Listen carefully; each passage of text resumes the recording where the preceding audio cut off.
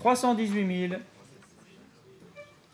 19 000, 320 000. C'est pour une presse offset de marque Heidelberg que les enchères sont en train de monter. En achetant 338 000 € un des fleurons de l'entreprise d'Arrentière, l'acheteur fait une bonne affaire. En revanche, le fait même que cette vente ait lieu n'est pas une bonne nouvelle pour le secteur français de l'imprimerie. Pour les imprimeurs actuellement en France, il y a beaucoup d'imprimeurs qui ont disparu, ce qui est bien dommage. Bon, ça nous permet de faire des affaires, mais c'est du court terme. Quelque part, je préférais qu'il y ait moins de ventes aux enchères, puisque c'est des fournisseurs et des clients potentiels qui disparaissent malheureusement.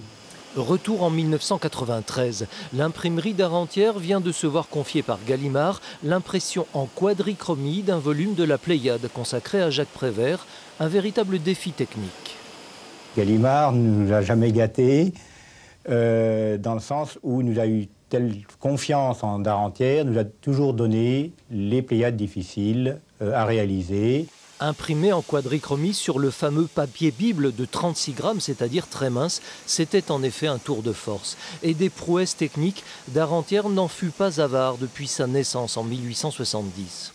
De cette aventure industrielle, Christophe Sage a connu la dernière époque. Lui, la vente aux enchères, il s'en fiche. S'il arpente une dernière fois les locaux de l'imprimerie, c'est qu'il a passé ici plus de 30 années de sa vie. Ça a été ma première boîte et puis je suis vraiment nostalgique, quoi, je vais dire.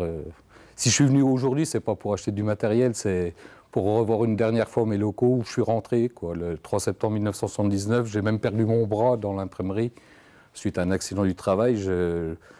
J'ai voulu tout donner dans cette entreprise et puis bon, c'est malheureux qu'elle soit fermée, voilà.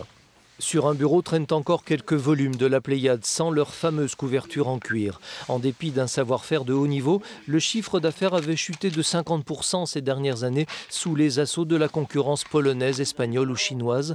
En juin dernier, l'imprimerie d'Arrentière était liquidée et ses 32 derniers salariés licenciés.